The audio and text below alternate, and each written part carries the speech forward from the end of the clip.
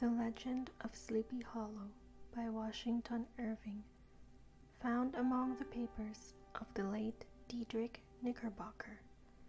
A pleasing land of drowsy head it was, of dreams that wave before the half-shut eye, and of gay castles in the clouds that pass, forever flushing round a summer sky. Castle of Indolence.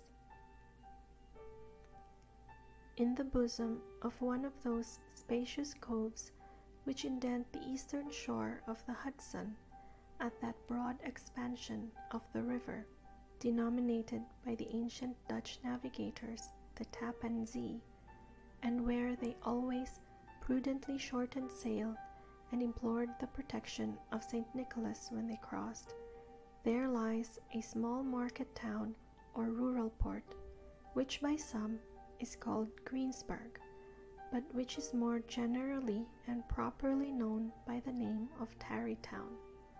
This name was given, we are told, in former days by the good housewives of the adjacent country, from the inveterate propensity of their husbands to linger about the village tavern on market days. Be that as it may, I do not vouch for the fact, but merely advert to it, for the sake of being precise and authentic. Not far from this village, perhaps about 2 miles, there is a little valley, or rather lap of land among high hills, which is one of the quietest places in the whole world. A small brook glides through it, with just murmur enough to lull one to repose, and the occasional whistle of a quail or tapping of a woodpecker is almost the only sound that ever breaks in upon the uniform tranquillity.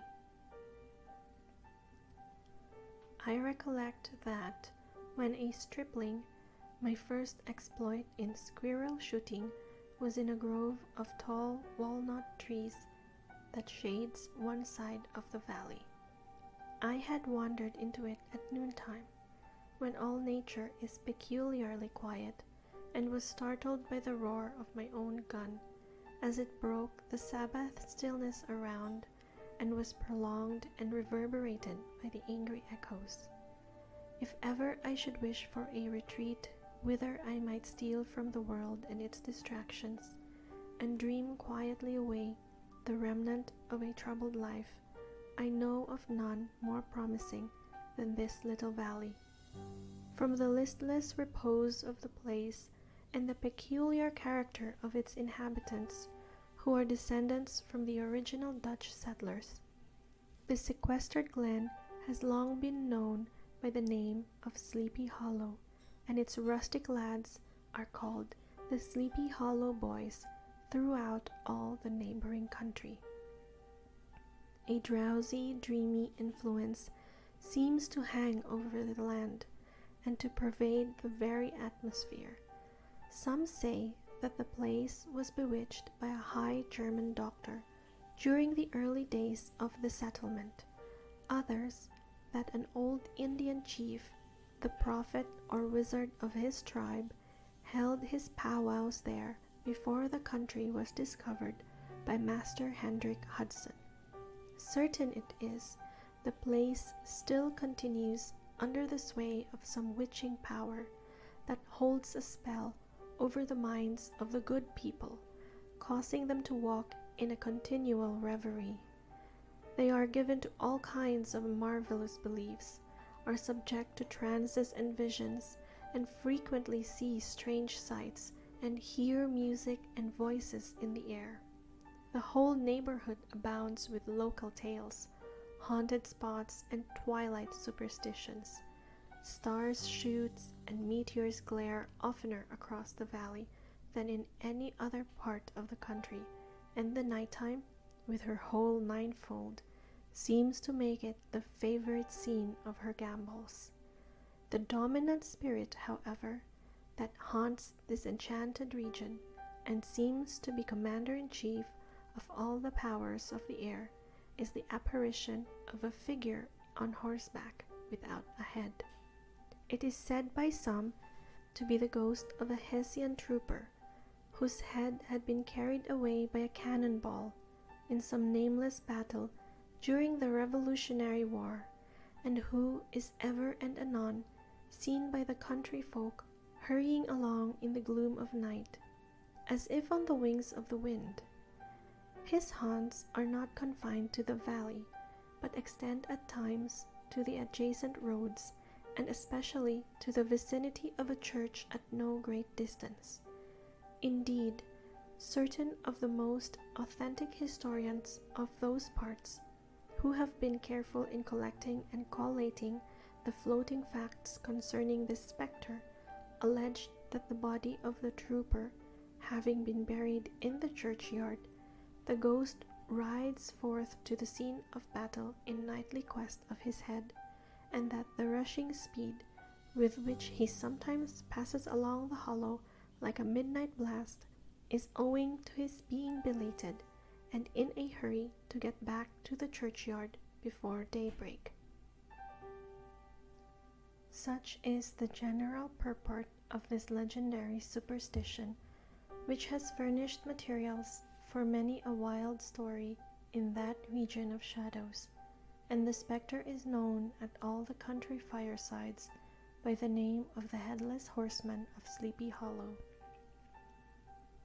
It is remarkable that the visionary propensity I have mentioned is not confined to the native inhabitants of the valley, but is unconsciously imbibed by everyone who resides there for a time. However wide awake they may have been before they entered that sleepy region, they are sure in a little time to inhale the witching influence of the air and begin to grow imaginative, to dream dreams and see apparitions. I mention this peaceful spot with all possible laud, for it is in such little retired Dutch valleys, found here and there, embosomed in the great state of New York, that population, manners, and customs remain fixed, while the great torrent of migration and improvement, which is making such incessant changes in other parts of this restless country, sweeps by them unobserved. They are like those little nooks of still water which border a rapid stream, where we may see the straw and bubble riding quietly at anchor, or slowly revolving in their mimic harbor, undisturbed by the rush of the passing current. Though many years have elapsed since I trod the drowsy shades of Sleepy Hollow, yet I question whether I should not still find the same trees and the same families vegetating in its sheltered bosom. In this byplace of nature there abode, in a remote period of American history, that is to say some 30 years since, a worthy wight of the name of Ichabod Crane, who sojourned, or as he expressed it, tarried in Sleepy Hollow, for the purpose of instructing the children of the vicinity. He was a native of Connecticut, a state which supplies the Union with pioneers for the mind as well as for the forest, and sends forth yearly its legions of frontier woodmen and country schoolmasters. The cognomen of Crane was not inapplicable to his person. He was tall but exceedingly lank, with narrow shoulders, long arms and legs, hands that dangled a mile out of his sleeves, feet that might have served for shovels, and his whole frame most loosely hung together. His head was small and flat at top, with huge ears, large green glassy eyes, and a long sniped nose, so that it looked like a weathercock perched upon his spindle neck to tell which way the wind blew. To see him striding along the profile of a hill on a windy day, with his clothes bagging and fluttering about him, one might have mistaken him for the genius of famine descending upon the earth, or some scarecrow eloped from a cornfield. His schoolhouse was a low building of one large room, rudely constructed of logs, the windows partly glazed and partly patched with leaves of old copybooks. It was most ingeniously secured at vacant hours by a withy twisted in the handle of the door and stakes set against the window shutters, so that though a thief might get in with perfect ease, he would find some embarrassment in getting out, an idea most probably borrowed by the architect Joost van Houten from the mystery of an eel pot. The schoolhouse stood in a rather lonely but pleasant situation, just at the foot of a woody hill, with a brook running close by and a formidable birch tree growing at one end of it. From hence the low murmur of his pupils' voices, conning over their lessons, might be heard in a drowsy summer's day, like the hum of a beehive, interrupted now and then by the authoritative voice of the master, in the tone of menace or command, or, peradventure, by the appalling sound of the birch, as he urged some tardy loiterer along the flowery path of knowledge. Truth to say, he was a conscientious man, and ever bore in mind the golden maxim, spare the rod and spoil the child. Ichabod Crane's scholars certainly were not spoiled. I would not have it imagined, however, that he was one of those cruel potentates of the school who joy in the smart of their subjects. On the contrary, he administered justice with discrimination rather than severity, taking the burden off the backs of the weak and laying it on those of the strong. Your mere puny stripling that winced at the least flourish of the rod was passed by with indulgence, but the claims of justice were satisfied by inflicting a double portion on some little tough, wrong-headed, broad-skirted Dutch urchin who sulked and swelled and grew dogged and sullen beneath the birch. All this he called doing his duty by their parents, and he never inflicted a chastisement without following it by the assurance, so consolatory to the smarting urchin, that he would remember it and thank him for it the longest day he had to live. When school hours were over, he was even the companion and playmate of the larger boys, and on holiday afternoons he would convoy some of the smaller ones home who happened to have pretty sisters or good housewives for mothers, noted for the comforts of the cupboard. Indeed, it behooved him to keep on good terms with his pupils.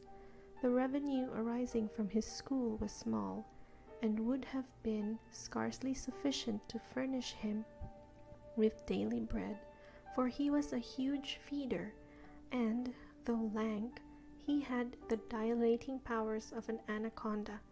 But to help out his maintenance, he was, according to country custom in those parts, boarded and lodged at the houses of the farmers, whose children he instructed. With these he lived successively a week at a time, thus going the rounds of the neighborhood, with all his worldly effects tied up in a cotton handkerchief. That all this might not be too onerous on the purses of his rustic patrons, who were apt to consider the costs of schooling a grievous burden, and schoolmasters as mere drones, he had various ways of rendering himself both useful and agreeable. He assisted the farmers occasionally in the lighter labors of their farms, helped to make hay, mended the fences, took the horses to water, drove the cows from pasture, and cut wood for the winter fire. He laid aside, too, all the dominant dignity and absolute sway with which he lorded it in his little empire, the school, and became wonderfully gentle and ingratiating. He found favor in the eyes of the mothers by petting the children, particularly the youngest, and like the lion bold, which whilom so magnanimously the lamb did hold, he would sit with a child on one knee and rock a cradle with his foot for whole hours together.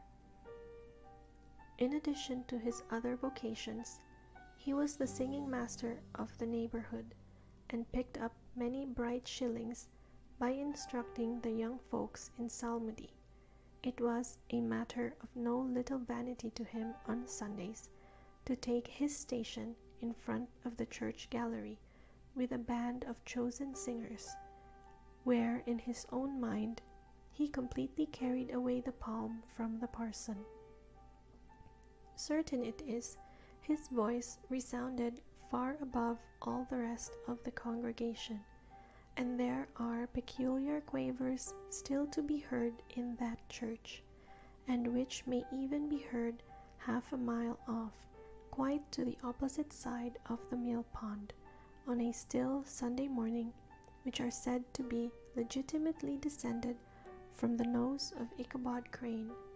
Thus, by divers little makeshifts, in that ingenious way which is commonly denominated by hook and by crook, the worthy pedagogue got on tolerably enough, and was thought by all who understood nothing of the labor of headwork to have a wonderfully easy life of it. The schoolmaster is generally a man of some importance in the female circle of a rural neighborhood, being considered a kind of idle, gentlemanlike personage of vastly superior taste and accomplishments to the rough country swains, and indeed inferior in learning only to the parson. His appearance, therefore, is apt to occasion some little stir at the tea-table of a farmhouse, and the addition of a supernumerary dish of cakes or sweetmeats, or peradventure the parade of silver teapot. Our man of letters, therefore, was peculiarly happy in the smiles of all the country damsels.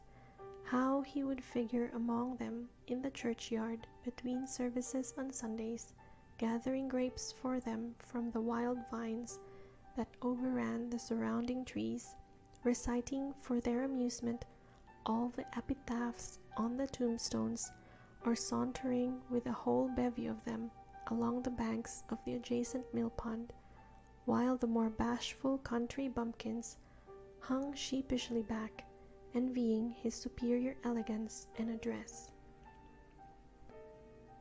From his half-itinerant life, also, he was a kind of travelling gazette, carrying the whole budget of local gossip from house to house, so that his appearance was always greeted with satisfaction. He was, moreover, esteemed by the women as a man of great erudition, for he had read several books quite thorough, and was a perfect master of Cotton Mather's History of New England Witchcraft, in which, by the way, he most firmly and potently believed. He was, in fact, an odd mixture of small shrewdness and simple credulity.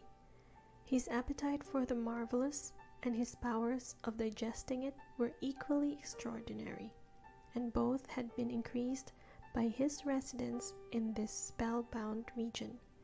No tale was too gross or monstrous for his capacious swallow. It was often his delight, after his school was dismissed in the afternoon, to stretch himself on the rich bed of clover bordering the little brook that whimpered by his schoolhouse, and there con over old Mather's direful tales, until the gathering dusk of evening made the printed page a mere mist before his eyes. Then, as he wended his way by swamp and stream and awful woodland to the farmhouse where he happened to be quartered, every sound of nature at that witching hour fluttered his excited imagination. The moan of the whip-poor-will from the hillside, the boding cry of the tree-toad, that harbinger of storm, the dreary hooting of the screech-owl, or the sudden rustling in the thicket of birds frightened from their roost. The fireflies, too, which sparkled most vividly in the darkest places, now and then startled him as one of an uncommon brightness would stream across his path, and if by chance a huge blockhead of a beetle came winging his blundering flight against him, the poor varlet was ready to give up the ghost with the idea that he was struck with a witch's token. His only resource on such occasions, either to drown thought or drive away evil spirits, was to sing psalm tunes, and the good people of Sleepy Hollow, as they sat by their doors of an evening, were often filled with awe at hearing his nasal melody, in linked sweetness long drawn out, floating from the distant hill or along the dusky road.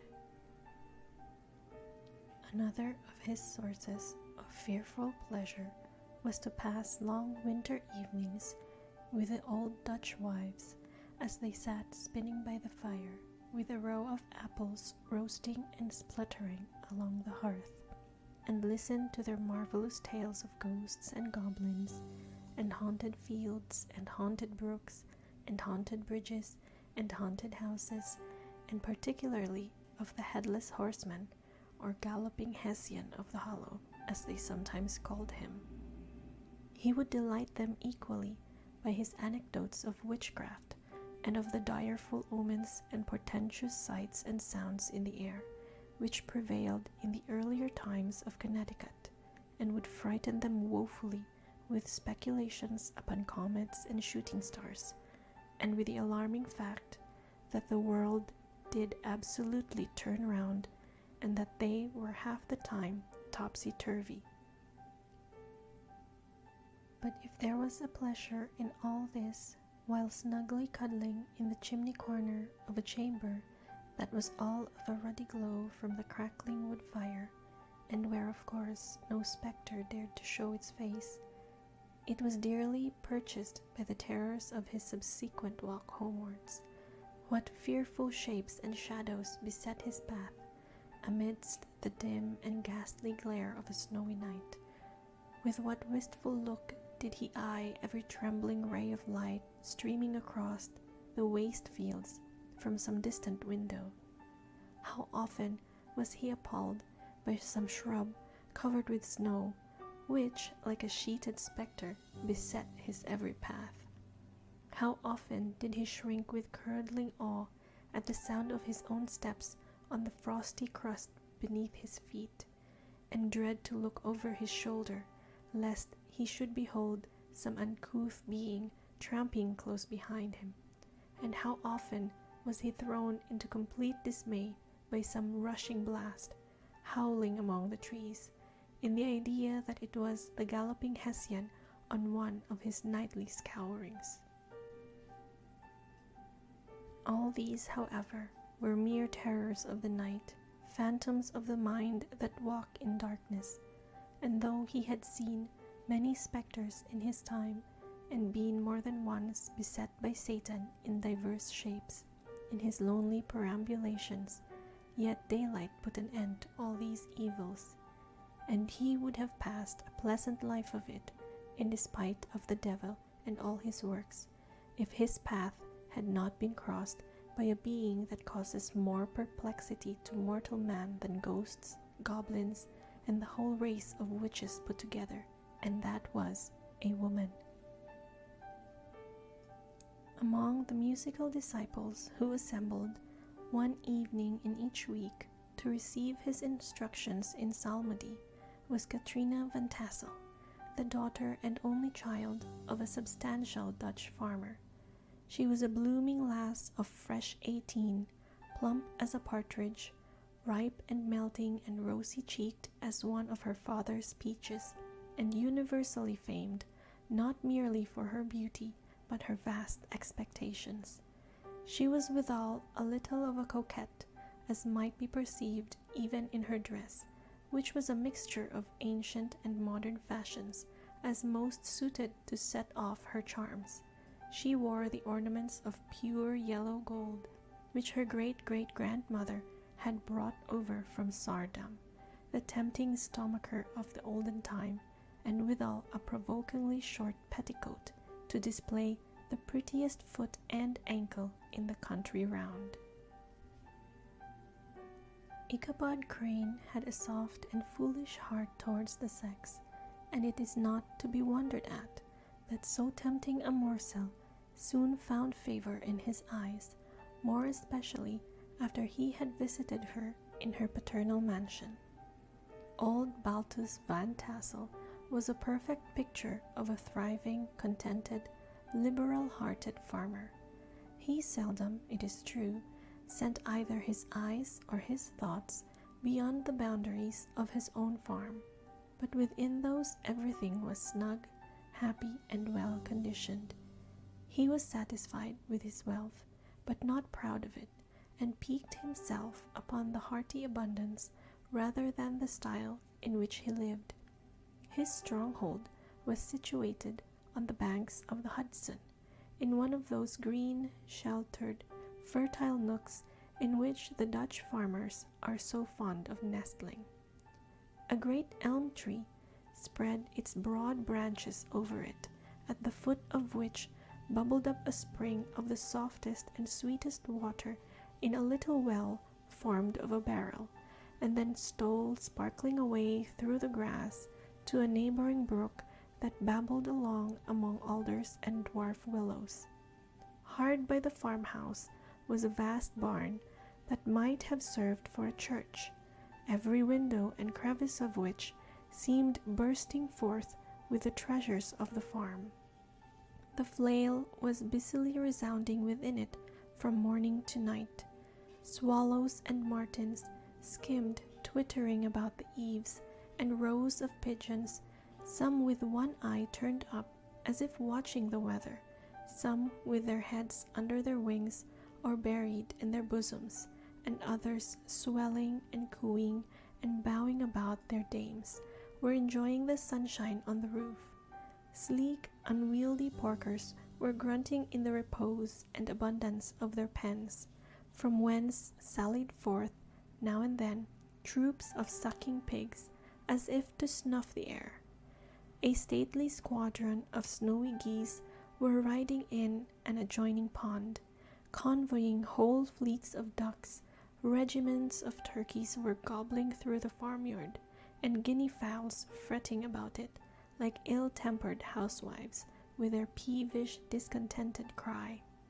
Before the barn door strutted the gallant cock, that pattern of a husband, a warrior and a fine gentleman, clapping his burnished wings and crowning in the pride and gladness of his heart, sometimes tearing up the earth with his feet, and then generously calling his ever-hungry family of wives and children to enjoy the rich morsel which he had discovered.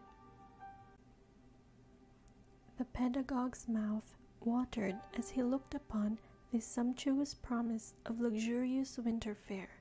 In his devouring mind's eye, he pictured to himself every roasting pig running about with a pudding in his belly and an apple in its mouth.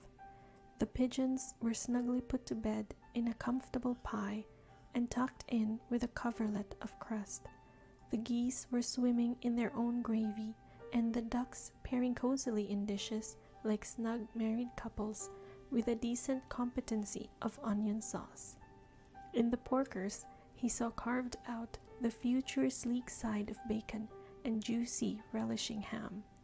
Not a turkey, but he beheld daintily trussed up, with its gizzard under its wing, and peradventure a necklace of savory sausages, and even bright Chanticleer himself lay sprawling on his back in a side dish with uplifted claws, as if craving that quarter which his chivalrous spirit disdained to ask while living. As the enraptured Ichabod fancied all this, and as he rolled his great green eyes over the fat meadow lands, the rich fields of wheat, of rye, of buckwheat and Indian corn, and the orchards burdened with ruddy fruit, which surrounded the warm tenement of Van Tassel, his heart yearned after the damsel who was to inherit these domains, and his imagination expanded with the idea how they might be readily turned into cash, and the money invested in immense tracts of wild land and shingle palaces in the wilderness.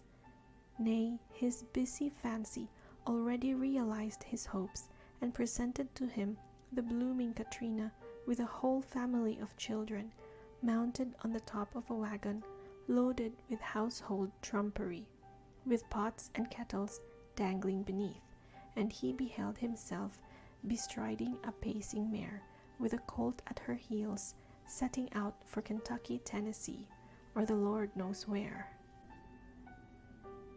When he entered the house, the conquest of his heart was complete.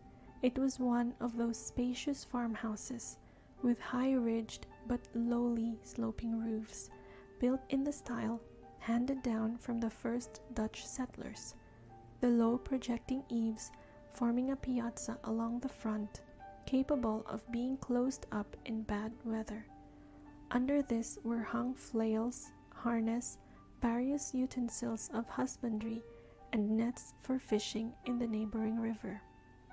Benches were built along the sides for summer use, and a great spinning wheel at one end and a churn at the other showed the various uses to which this important porch might be devoted. From this piazza, the wandering Ichabod entered the hall, which formed the center of the mansion and the place of usual residence. Here, rows of resplendent pewter, ranged on a long dresser, dazzled his eyes. In one corner stood a huge bag of wool, ready to be spun. In another, a quantity of linsey woolsey, just from the loom, ears of Indian corn, and strings of dried apples and peaches, hung in gay festoons along the walls, mingled with a gaud of red peppers, and a door left ajar gave him a peep into the best parlor, where the claw-footed chairs and dark mahogany tables shone like mirrors. Andirons, with their accompanying shovel and tongs, glistened from their covert of asparagus tops. Mock oranges and conch shells decorated the mantelpiece. Strings of various colored birds' eggs were suspended above it, and a great ostrich egg was hung from the center of the room, and a corner cupboard, knowingly left open, displayed immense treasures of old silver and well-mended china. From the moment Ichabod laid his eyes upon these regions of delight, the peace of his mind was at an end, and his only study was how to gain the affections of the peerless daughter of Van Tassel. In this enterprise, however, he had more real difficulties than generally fell to the lot of a knight-errant of yore, who seldom had anything but giants, enchanters, fiery dragons, and such like easily conquered adversaries to contend with, and had to make his way merely through gates of iron and brass, and walls of adamant to the castle keep, where the lady of his heart was confined, all which he had achieved as easily as a man would carve his way to the center of a Christmas pie, and then the lady gave him her hand as a matter of course. Ichabod, on the contrary, had to win his way to the heart of a country coquette, beset with a labyrinth of whims and caprices, which were forever presenting new difficulties and impediments, and he had to encounter a host of fearful adversaries of real flesh and blood, the numerous rustic admirers who beset every portal to her heart, keeping a watchful and angry eye upon each other, but ready to fly out in the common cause against a new competitor. Among these, the most formidable was a burly, roaring, roistering blade of the name of Abraham, or, according to the Dutch abbreviation, Brom van Brunt, the hero of the country round, which rang with his feats of strength and hardihood. He was broad-shouldered and double-jointed, with short, curly black hair, and a bluff but not unpleasant countenance, having a mingled air of fun and arrogance. From his Herculean frame and great powers of limb, he had received the nickname of Brom Bones, by which he was universally known. He was famed for great knowledge and skill in horsemanship, being as dexterous on horseback as a Tartar. He was foremost at all races and cockfights, and with the ascendancy which bodily strength always acquires in rustic life, was the umpire in all disputes, setting his hat on one side and giving his decisions with an air and tone that admitted of no gainsay or appeal. He was always ready for either a fight or a frolic, but had more mischief than ill will in his composition, and with all his overbearing roughness, there was a strong dash of waggish good humor at bottom. He had 3 or 4 boon companions, who regarded him as their model, and at the head of whom he scoured the country, attending every scene of feud or merriment for miles round.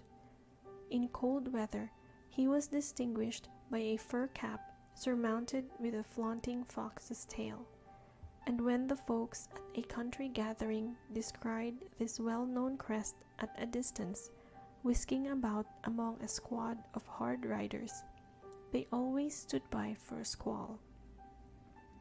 Sometimes his crew would be heard dashing along past the farmhouses at midnight with whoop and halloo, like a troop of Don Cossacks, and the old dames, startled out of their sleep, would listen for a moment till the hurry-scurry had clattered by, and then exclaim, "Aye, there goes Brom Bones and his gang."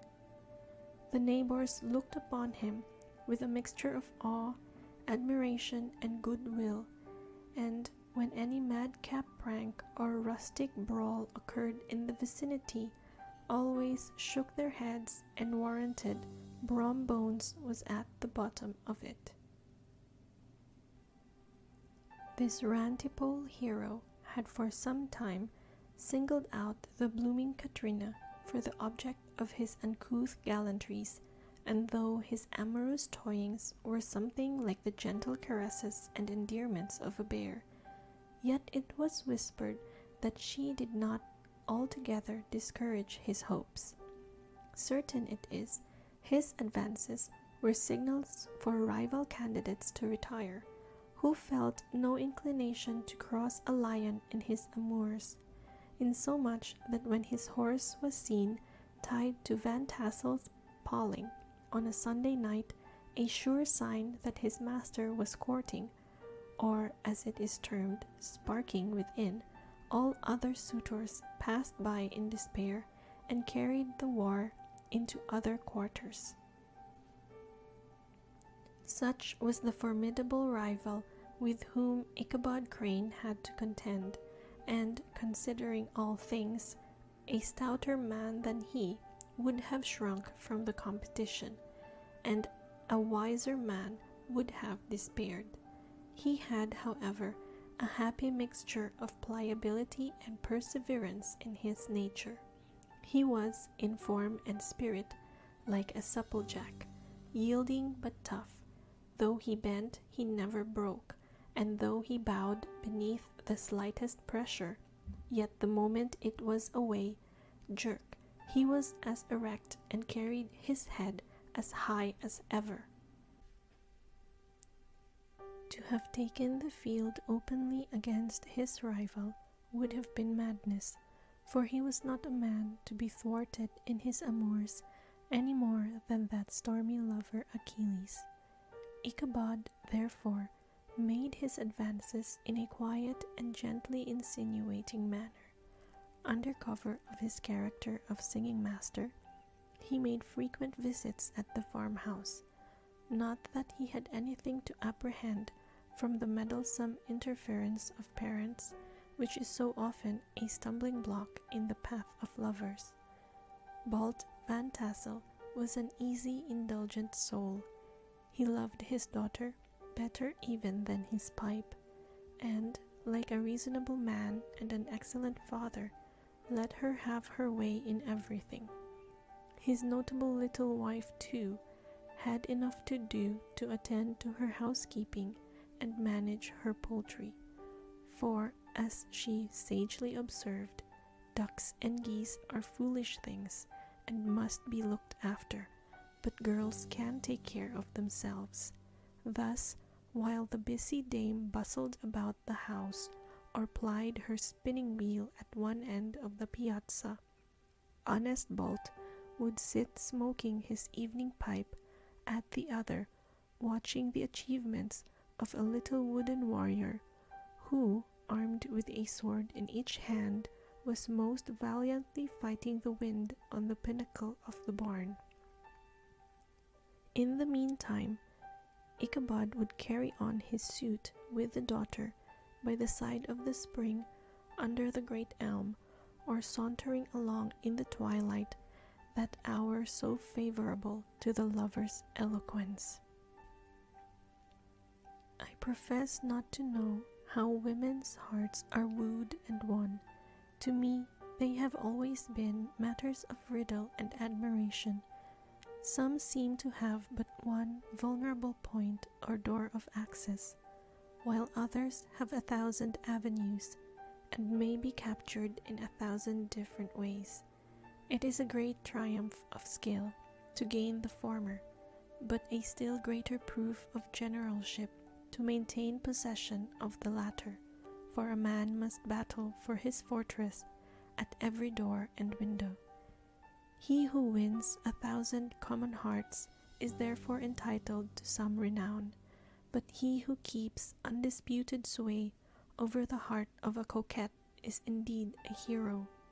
Certain it is, this was not the case with the redoubtable Brom Bones, and from the moment Ichabod Crane made his advances, the interests of the former evidently declined.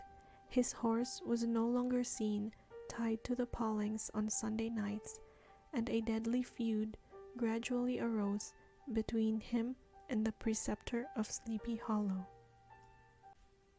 Brom, who had a degree of rough chivalry in his nature, would fain have carried matters to open warfare, and have settled their pretensions to the lady, according to the mode of those most concise and simple reasoners, the knights-errant of yore, by single combat. But Ichabod was too conscious of the superior might of his adversary to enter the lists against him. He had overheard a boast of Bones that he would double the schoolmaster up and lay him on a shelf of his own schoolhouse, and he was too wary to give him an opportunity. There was something extremely provoking in this obstinately pacific system.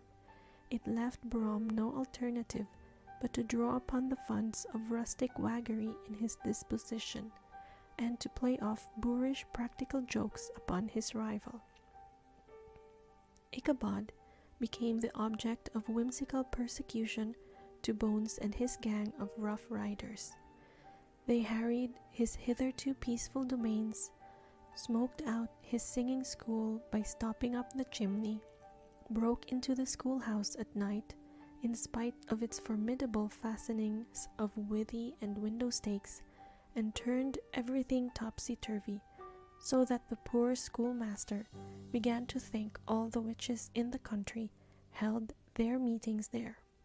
But what was still more annoying, Brom took all opportunities of turning him into ridicule in presence of his mistress, and had a scoundrel dog, whom he taught to whine in the most ludicrous manner, and introduced as a rival of Ichabod's, to instruct her in psalmody.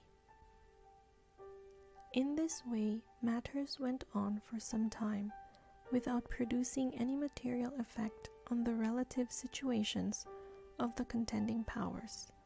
On a fine autumnal afternoon, Ichabod, in a pensive mood, sat enthroned on the lofty stool from whence he usually watched all the concerns of his little literary realm. In his hand he swayed a ferule, that sceptre of despotic power. The birch of justice reposed on 3 nails behind the throne, a constant terror to evildoers, while on the desk before him might be seen sundry contraband articles and prohibited weapons detected upon the persons of idle urchins, such as half-munched apples, pop-guns, whirligigs, fly-cages, and whole legions of rampant little paper gamecocks. Apparently, there had been some appalling act of justice recently inflicted, for his scholars were all busily intent upon their books, or slyly whispering behind them with one eye kept under the master, and a kind of buzzing stillness reigned throughout the schoolroom. It was suddenly interrupted by the appearance of a negro in tow-cloth jacket and trousers, a round-crowned fragment of a hat, like the cap of Mercury, and mounted on the back of a ragged, wild, half-broken colt, which he managed with a rope by way of halter. He came clattering up to the school door with an invitation to Ichabod to attend a merry-making or quilting frolic to be held that evening at Mynheer Van Tassel's, and having delivered his message with that air of importance and effort at fine language which a negro is apt to display on petty embassies of the kind, he dashed over the brook and was seen scampering away up the hollow, full of the importance and hurry of his mission. All was now bustle and hubbub in the late quiet schoolroom. The scholars were hurried through their lessons without stopping at trifles. Those who were nimble skipped over half with impunity, and those who were tardy had a smart application now and then in the rear to quicken their speed or help them over a tall word. Books were flung aside without being put away on the shelves, inkstands were overturned, benches thrown down, and the whole school was turned loose an hour before the usual time, bursting forth like a legion of young imps, yelping and racketing about the green in joy at their early emancipation.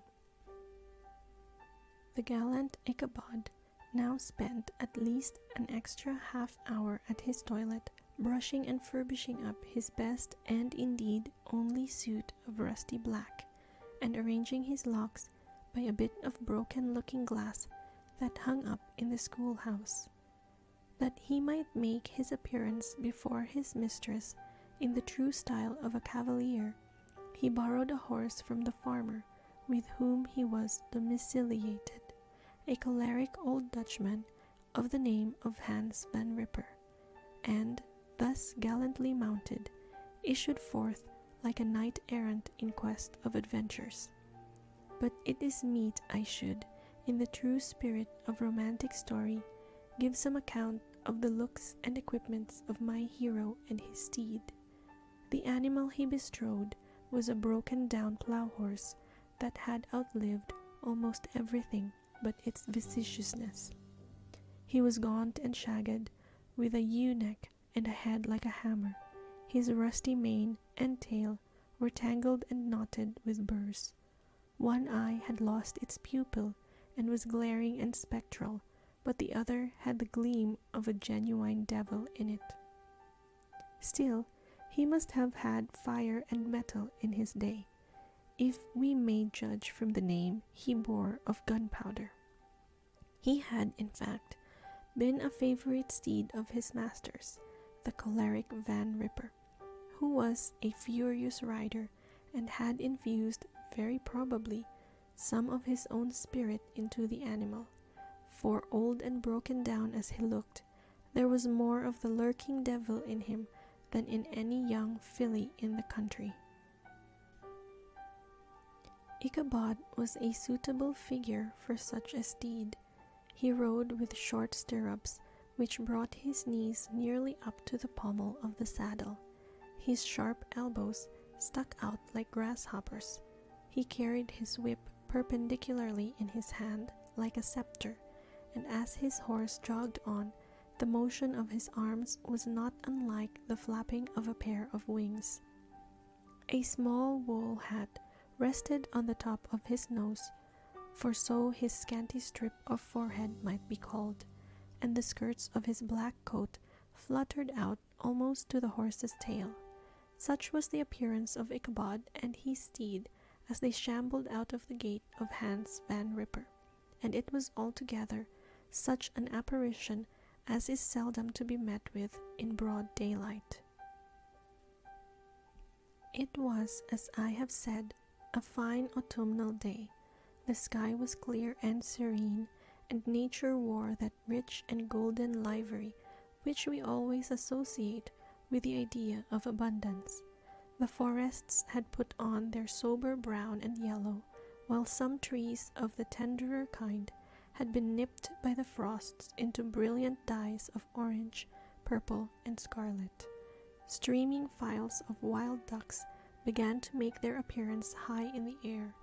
The bark of the squirrel might be heard from the groves of beech and hickory nuts, and the pensive whistle of the quail at intervals from the neighboring stubble field. The small birds were taking their farewell banquets. In the fullness of their revelry, they fluttered, chirping and frolicking from bush to bush and tree to tree, capricious from the very profusion and variety around them. There was the honest cock-robin, the favorite game of stripling sportsmen, with its loud querulous note, and the twittering blackbirds flying in sable clouds, and the golden-winged woodpecker with his crimson crest, his broad black gorget and splendid plumage, and the cedar bird with its red-tipped wings and yellow-tipped tail and its little Montero cap of feathers, and the blue jay, that noisy coxcomb, in his gay light blue coat and white underclothes, screaming and chattering, nodding and bobbing and bowing, and pretending to be on good terms with every songster of the grove. As Ichabod jogged slowly on his way, his eye, ever open to every symptom of culinary abundance, ranged with delight over the treasures of jolly autumn. On all sides he beheld vast store of apples, some hanging in oppressive opulence on the trees, some gathered into baskets and barrels for the market, others heaped up in rich piles for the cider press. Farther on he beheld great fields of Indian corn, with its golden ears peeping from their leafy coverts and holding out the promise of cakes and hasty pudding, and the yellow pumpkins lying beneath them, turning up their fair round bellies to the sun, and giving ample prospects of the most luxurious of pies. And anon he passed the fragrant buckwheat fields, breathing the odor of the beehive, and as he beheld them, soft anticipations stole over his mind of dainty slapjacks, well buttered and garnished with honey or treacle by the delicate little dimpled hand of Katrina Van Tassel. Thus, feeding his mind with many sweet thoughts and sugared suppositions, he journeyed along the sides of a range of hills which look out upon some of the goodliest scenes of the mighty Hudson. The sun gradually wheeled its broad disk down in the west. The wide bosom of the Tappan Zee lay motionless and glassy, excepting that here and there a gentle undulation waved and prolonged the blue shadow of the distant mountain. A few amber clouds floated in the sky without a breath of air to move them. The horizon was of a fine golden tint, changing gradually into a pure apple green, and from that into the deep blue of the mid-heaven. A slanting ray lingered on the woody crests of the precipices that overhung some parts of the river, giving greater depth to the dark gray and purple of their rocky sides. A sloop was loitering in the distance, dropping slowly down with the tide, her sail hanging uselessly against the mast, and, as the reflection of the sky gleamed along the still water, it seemed as if the vessel was suspended in the air. It was toward evening that Ichabod arrived at the castle of the Heer Van Tassel, which he found thronged with the pride and flower of the adjacent country. Old farmers, a spare, leathern-faced race in homespun coats and breeches, blue stockings, huge shoes, and magnificent pewter buckles. Their brisk, withered little dames in close-crimped caps, long-waisted short gowns, homespun petticoats with scissors and pincushions, and gay calico pockets hanging on the outside. Buxom lasses, almost as antiquated as their mothers, excepting where a straw hat, a fine ribbon, or perhaps a white frock gave symptoms of city innovation.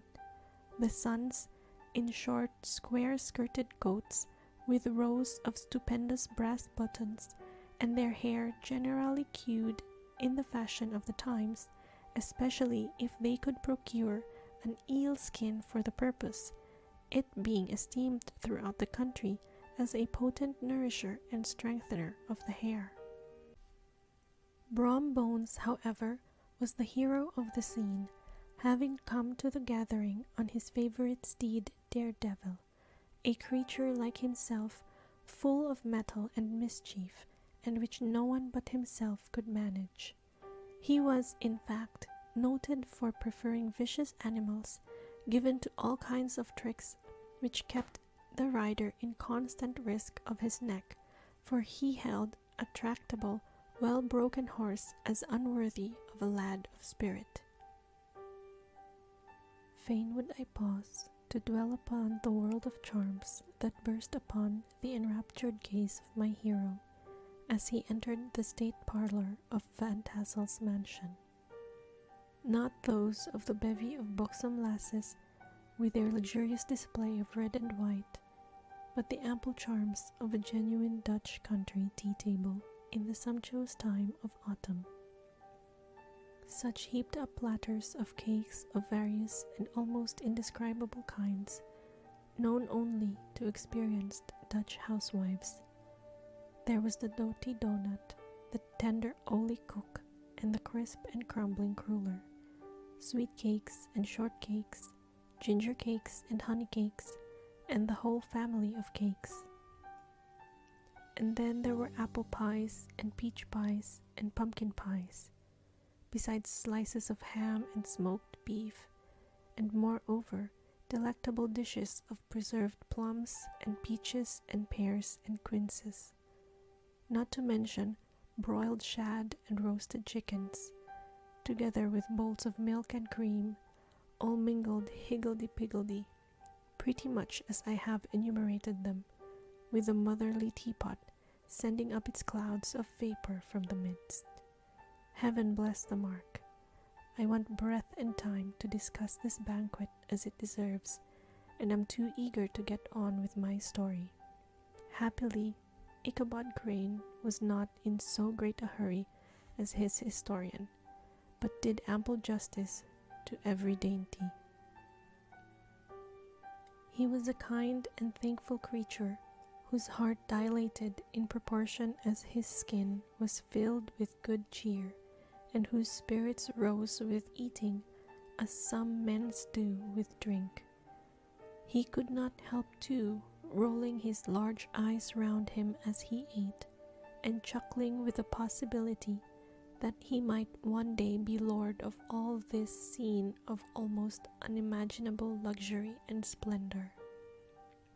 Then he thought how soon he'd turn his back upon the old schoolhouse, snap his fingers in the face of Hans Van Ripper and every other niggardly patron, and kick any itinerant pedagogue out of doors that should dare to call him comrade.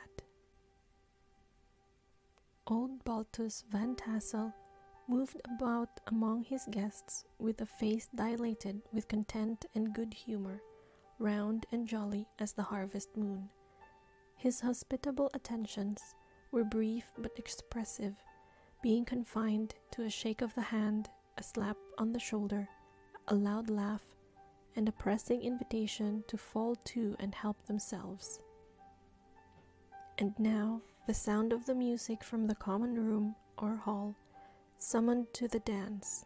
The musician was an old gray-headed Negro who had been the itinerant orchestra of the neighborhood for more than half a century. His instrument was as old and battered as himself. The greater part of the time he scraped on 2 or 3 strings, accompanying every movement of the bow with a motion of the head, bowing almost to the ground and stamping with his foot whenever a fresh couple were to start. Ichabod prided himself upon his dancing as much as upon his vocal powers. Not a limb, not a fiber about him was idle, and to have seen his loosely hung frame in full motion and clattering about the room, you would have thought Saint Vitus himself, that blessed patron of the dance, was figuring before you in person. He was the admiration of all the negroes, who, having gathered of all ages and sizes from the farm and the neighborhood, stood forming a pyramid of shining black faces at every door and window, gazing with delight at the scene, rolling their white eyeballs and showing grinning rows of ivory from ear to ear. How could the flogger of urchins be otherwise than animated and joyous? The lady of his heart was his partner in the dance, and smiling graciously in reply to all his amorous oglings, while Brom Bones, sorely smitten with love and jealousy, sat brooding by himself in one corner. When the dance was at an end, Ichabod was attracted to a knot of the sager folks, who, with old Van Tassel, sat smoking at one end of the piazza, gossiping over former times and drawing out long stories about the war. This neighborhood, at the time of which I am speaking, was one of those highly favored places which abound with chronicle and great men. The British and American line had run near it during the war. It had therefore been the scene of marauding and infested with refugees, cowboys, and all kinds of border chivalry. Just sufficient time had elapsed to enable each storyteller to dress up his tale with a little becoming fiction, and, in the indistinctness of his recollection, to make himself the hero of every exploit.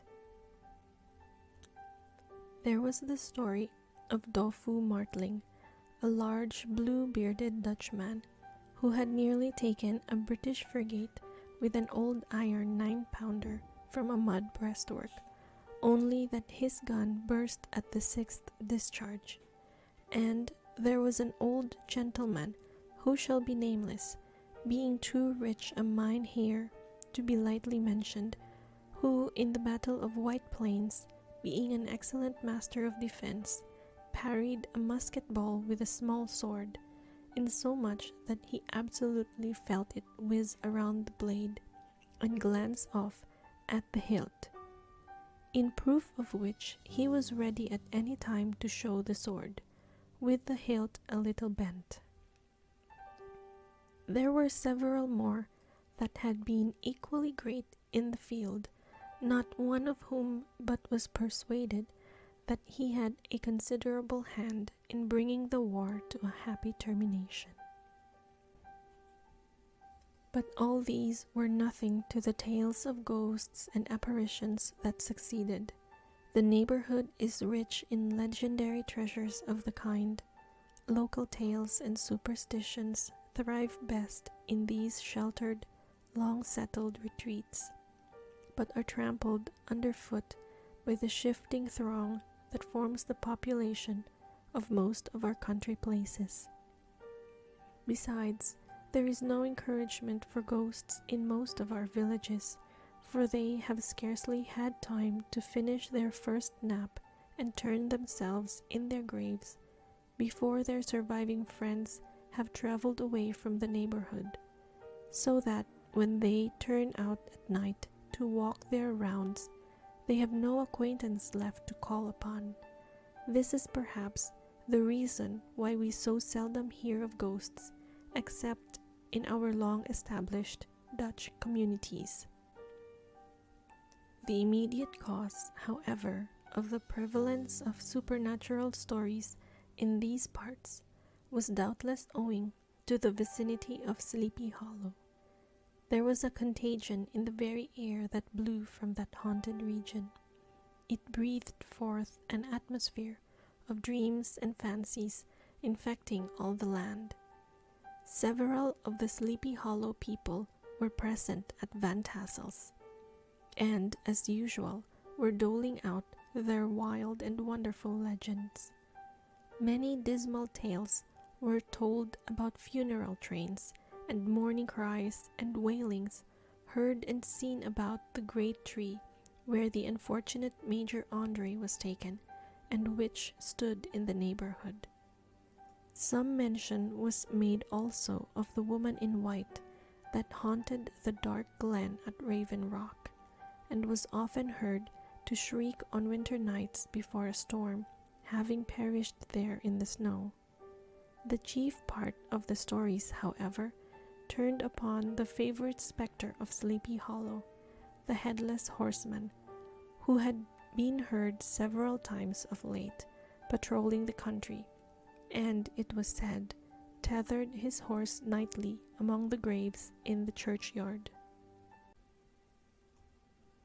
The sequestered situation of this church seems always to have made it a favorite haunt of troubled spirits.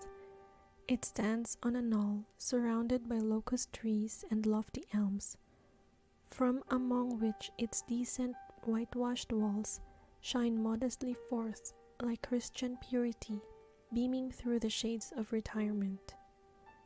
A gentle slope descends from it to a silver sheet of water, bordered by high trees, between which peeps may be caught at the blue hills of the Hudson. To look upon its grass-grown yard, where the sunbeams seem to sleep so quietly, one would think that there at least the dead might rest in peace. On one side of the church extends a wide woody dell, along which raves a large brook among broken rocks and trunks of fallen trees. Over a deep black part of the stream, not far from the church, was formerly thrown a wooden bridge. The road that led to it and the bridge itself were thickly shaded by overhanging trees, which cast a gloom about it even in the daytime, but occasioned a fearful darkness at night. Such was one of the favorite haunts of the Headless Horseman, and the place where he was most frequently encountered.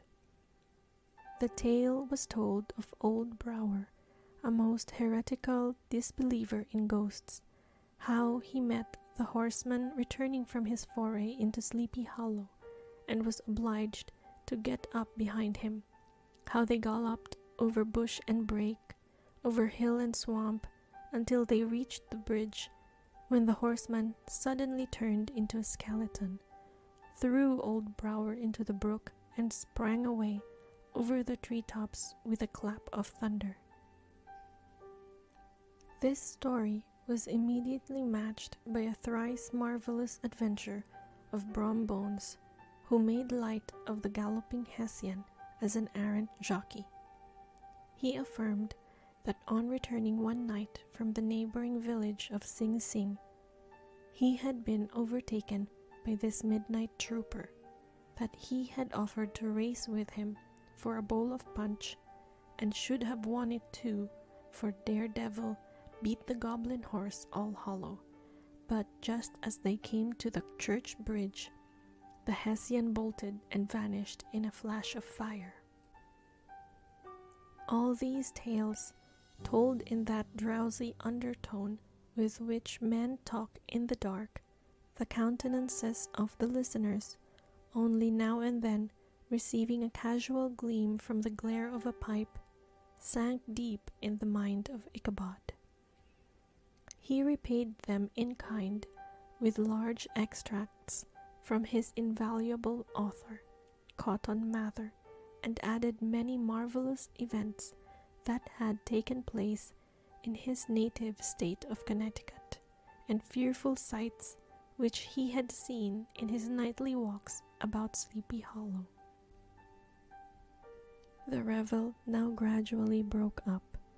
The old farmers gathered together their families in their wagons, and were heard for some time rattling along the hollow roads and over the distant hills, some of the damsels mounted on pillions behind their favorite swains, and their light-hearted laughter, mingling with the clatter of hoofs, echoed along the silent woodlands, sounding fainter and fainter, until they gradually died away, and the late scene of noise and frolic was all silent and deserted. Ichabod only lingered behind, according to the custom of country lovers, to have a tete-a-tete with the heiress, fully convinced that he was now on the high road to success. What passed at this interview I will not pretend to say, for in fact I do not know. Something, however, I fear me, must have gone wrong, for he certainly sallied forth after no very great interval, with an air quite desolate and chapfallen. Oh, these women, these women! Could that girl have been playing off any of her coquettish tricks? Was her encouragement of the poor pedagogue all a mere sham to secure her conquest of his rival? Heaven only knows, not I. Let it suffice to say, Ichabod stole forth with the air of one who had been sacking a hen-roost rather than a fair lady's heart, without looking to the right or left to notice the scene of rural wealth on which he had so often gloated. He went straight to the stable, and with several hearty cuffs and kicks, roused his steed most uncourteously from the comfortable quarters in which he was soundly sleeping, dreaming of mountains of corns and oats, and whole valleys of timothy and clover. It was the very witching time of night that Ichabod, heavy-hearted and crestfallen, pursued his travels homewards, along the sides of the lofty hills which rise above Tarrytown, and which he had traversed so cheerily in the afternoon. The hour was as dismal as himself. Far below him, the Tappan Zee spread its dusky and indistinct waste of waters, with here and there the tall mast of a sloop riding quietly at anchor under the land. In the dead hush of midnight, he could even hear the barking of the watchdog from the opposite shore of the Hudson, but it was so vague and faint as only to give an idea of his distance from this faithful companion of man. Now and then, too, the long-drawn crowing of a cock, accidentally awakened, would sound far, far off from some farmhouse away among the hills, but it was like a dreaming sound in his ear. No signs of life occurred near him, but occasionally the melancholy chirp of a cricket, or perhaps the guttural twang of a bullfrog from a neighboring marsh, as if sleeping uncomfortably and turning suddenly in his bed. All the stories of ghosts and goblins that he had heard in the afternoon now came crowding upon his recollection. The night grew darker and darker. The stars seemed to sink deeper in the sky, and driving clouds occasionally hid them from his sight. He had never felt so lonely and dismal. He was, moreover, approaching the very place where many of the scenes of the ghost stories had been laid. In the center of the road stood an enormous tulip tree, which towered like a giant above all the other trees of the neighborhood, and formed a kind of landmark.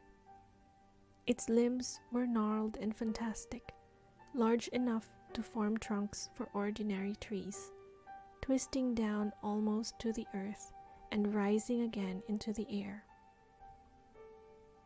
It It was connected with the tragical story of the unfortunate Andre, who had been taken prisoner hard by, and was universally known by the name of Major Andre's tree. The common people regarded it with a mixture of respect and superstition, partly out of sympathy for the fate of its ill-starred namesake, and partly from the tales of strange sights and doleful lamentations told concerning it.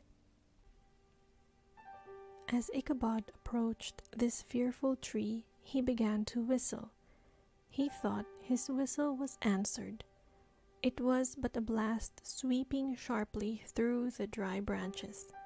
As he approached a little nearer, he thought he saw something white hanging in the midst of the tree. He paused and ceased whistling, but on looking more narrowly, he perceived that it was a place where the tree had been scathed by lightning, and the white wood laid bare. Suddenly he heard a groan.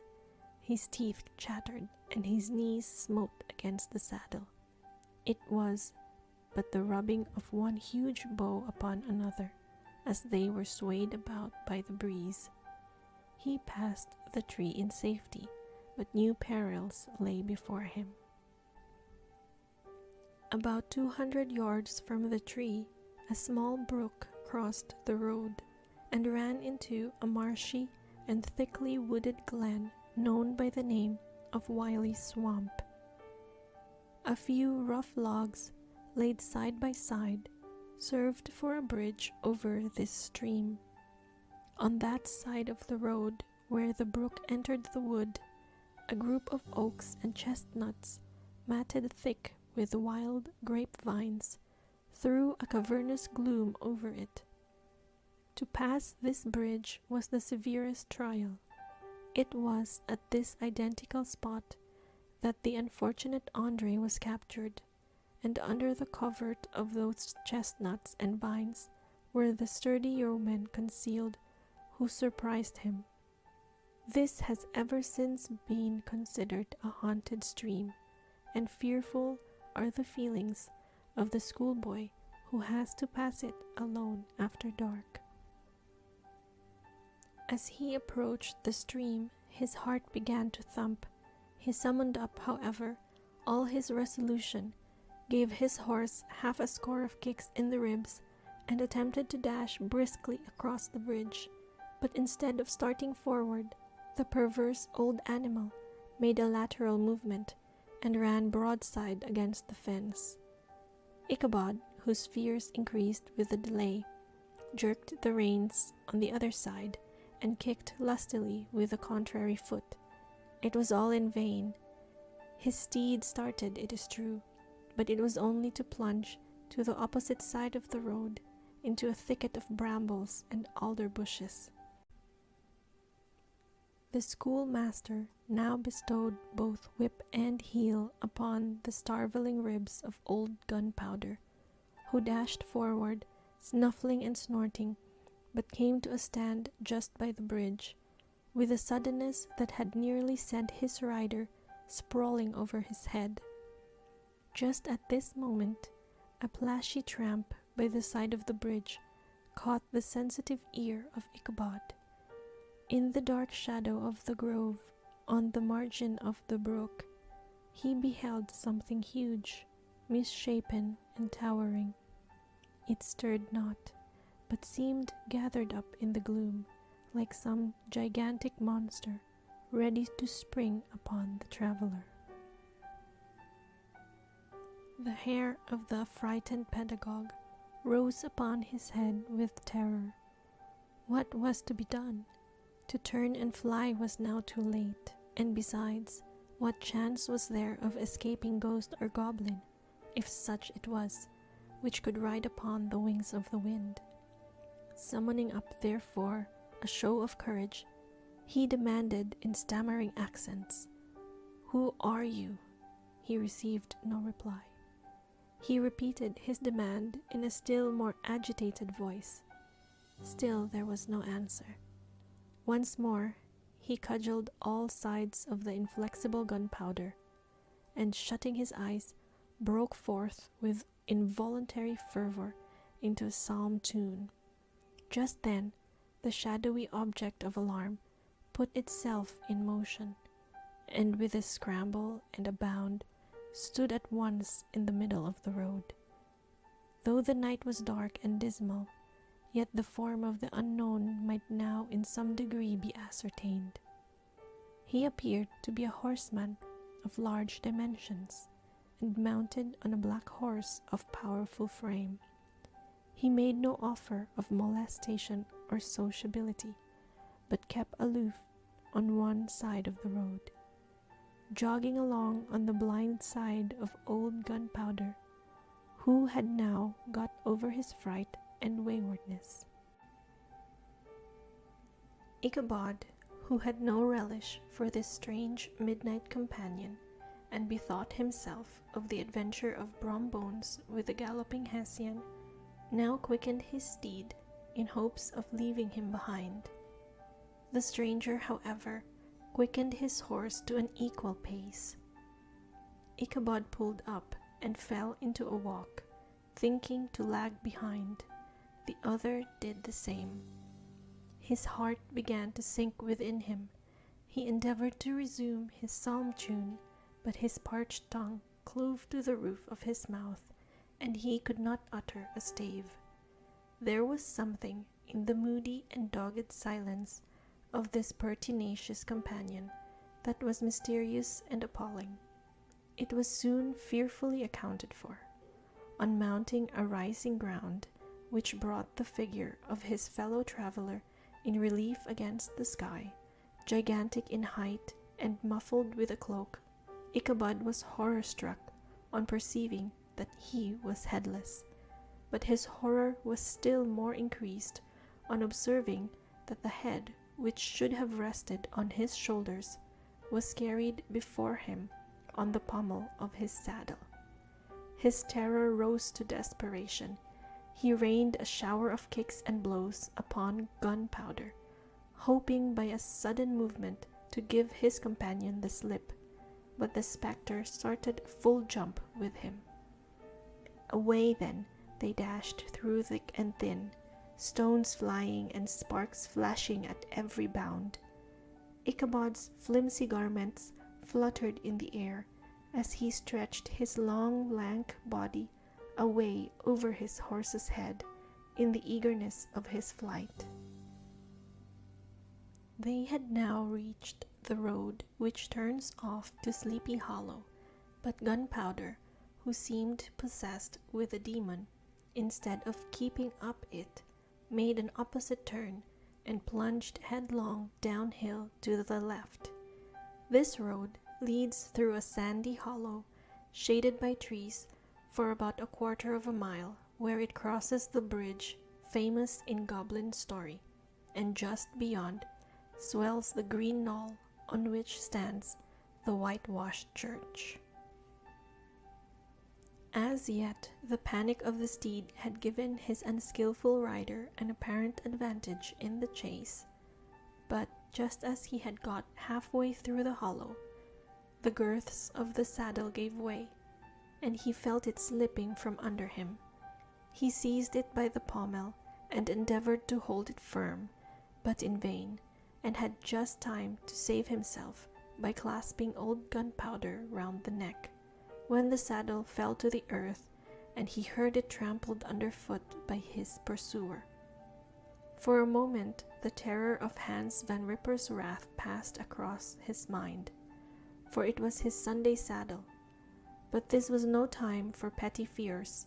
The goblin was hard on his haunches, and, unskillful rider that he was, he had much ado to maintain his seat, sometimes slipping on one side, sometimes on another, and sometimes jolted on the high ridge of the horse's backbone with a violence that he verily feared would cleave him asunder. An opening in the trees now cheered him with the hopes that the church bridge was at hand. The wavering reflection of a silver star in the bosom of the brook told him that he was not mistaken. he saw the walls of the church dimly glaring under the trees beyond. He recollected the place where Brom Bones's ghostly competitor had disappeared. If I can but reach that bridge, thought Ichabod, I am safe. Just then he heard the black steed panting and blowing close behind him. He even fancied that he felt his hot breath. Another convulsive kick in the ribs, and old Gunpowder sprang upon the bridge. He thundered over the resounding planks. He gained the opposite side, and now Ichabod cast a look behind to see if his pursuer should vanish according to rule in a flash of fire and brimstone. Just then he saw the goblin rising in his stirrups and in the very act of hurling his head at him. Ichabod endeavored to dodge the horrible missile, but too late. It encountered his cranium with a tremendous crash. He was tumbled headlong into the dust, and Gunpowder, the black steed, and the goblin rider passed by like a whirlwind. The next morning, the old horse was found without his saddle and with the bridle under his feet, soberly cropping the grass at his master's gate. Ichabod did not make his appearance at breakfast. Dinner hour came, but no Ichabod. The boys assembled at the schoolhouse and strolled idly about the banks of the brook, but no schoolmaster. Hans Van Ripper now began to feel some uneasiness about the fate of poor Ichabod and his saddle. An inquiry was set on foot, and after diligent investigation, they came upon his traces. In one part of the road leading to the church was found the saddle trampled in the dirt, the tracks of horses' hoofs deeply dented in the road, and evidently at furious speed, were traced to the bridge beyond which, on the bank of a broad part of the brook, where the water ran deep and black, was found the hat of the unfortunate Ichabod, and close beside it a shattered pumpkin. The brook was searched, but the body of the schoolmaster was not to be discovered. Hans Van Ripper, as executor of his estate, examined the bundle which contained all his worldly effects. They consisted of 2 shirts and a half, 2 stocks for the neck, a pair or 2 of worsted stockings, an old pair of corduroy small clothes, a rusty razor, a book of psalm tunes full of dog's ears, and a broken pitch pipe. As to the books and furniture of the schoolhouse, they belonged to the community, excepting Cotton Mather's History of Witchcraft, a New England almanac, and a book of dreams and fortune-telling, in which last was a sheet of foolscap, much scribbled and blotted in several fruitless attempts to make a copy of verses in honor of the heiress of Van Tassel.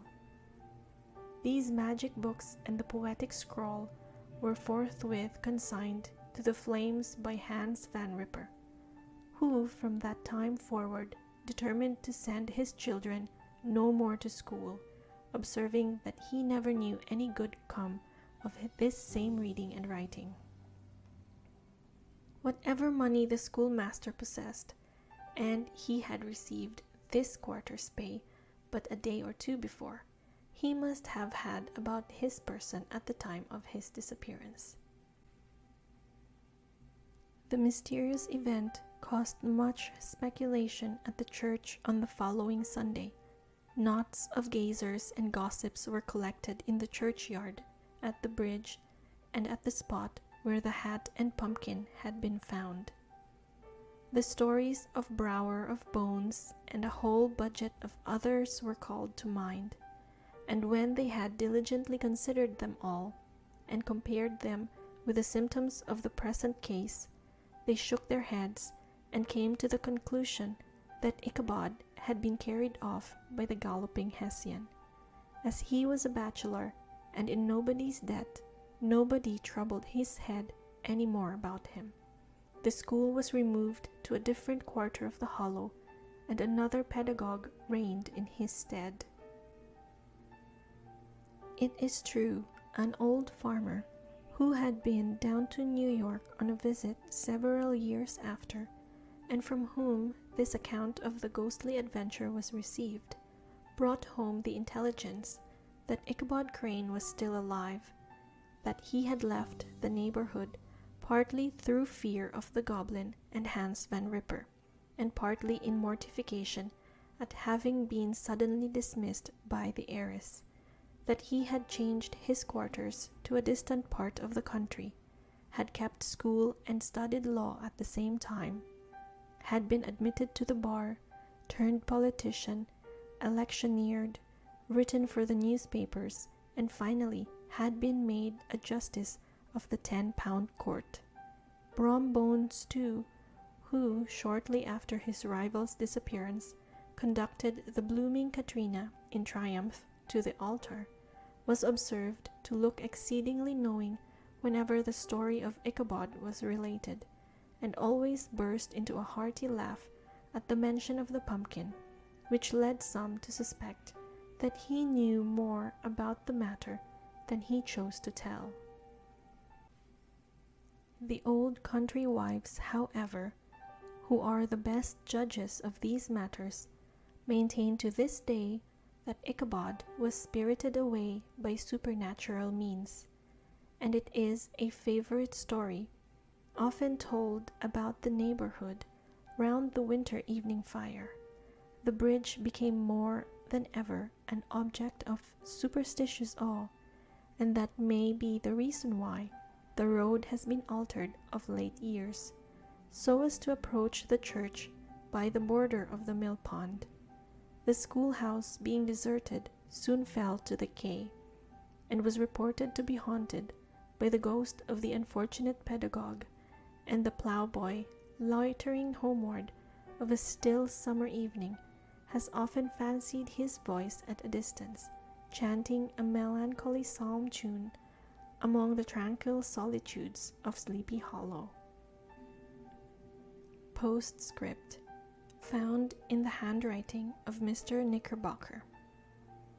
The preceding tale is given almost in the precise words in which I heard it related at a corporation meeting at the ancient city of Manhattoes, at which were present many of its sagest and most illustrious burghers. The narrator was a pleasant, shabby, gentlemanly old fellow in pepper and salt clothes, with a sadly humorous face, and one whom I strongly suspected of being poor, he made such efforts to be entertaining. When his story was concluded, there was much laughter and approbation, particularly from 2 or 3 deputy aldermen, who had been asleep the greater part of the time. There was, however, one tall, dry-looking old gentleman with the beetling eyebrows, who maintained a grave and rather severe face throughout, now and then folding his arms, inclining his head, and looking down upon the floor, as if turning a doubt over in his mind. He was one of your wary men, who never laugh but upon good grounds, when they have reason and law on their side. When the mirth of the rest of the company had subsided, and silence was restored, he leaned one arm on the elbow of his chair, and sticking the other akimbo, demanded with a slight but exceedingly sage motion of the head and contraction of the brow what was the moral of the story, and what it went to prove.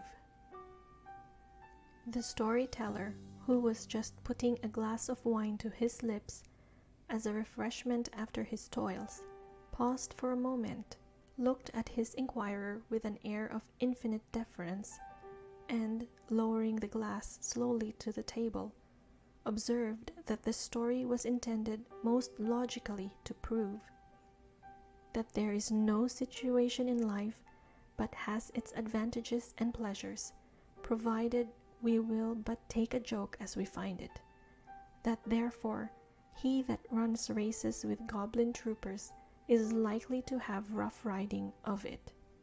Ergo, for a country schoolmaster to be refused the hand of a Dutch heiress is a certain step to high preferment in the state. The cautious old gentleman knit his brows tenfold closer after this explanation, being sorely puzzled by the ratiocination of the syllogism, while, methought, the one in pepper and salt eyed him with something of a triumphant leer. At length he observed that all this was very well, but still he thought the story a little on the extravagant. There were one or two points on which he had his doubts. "Faith, sir," replied the storyteller, "as to that matter, I don't believe one half of it myself. D.K." The end.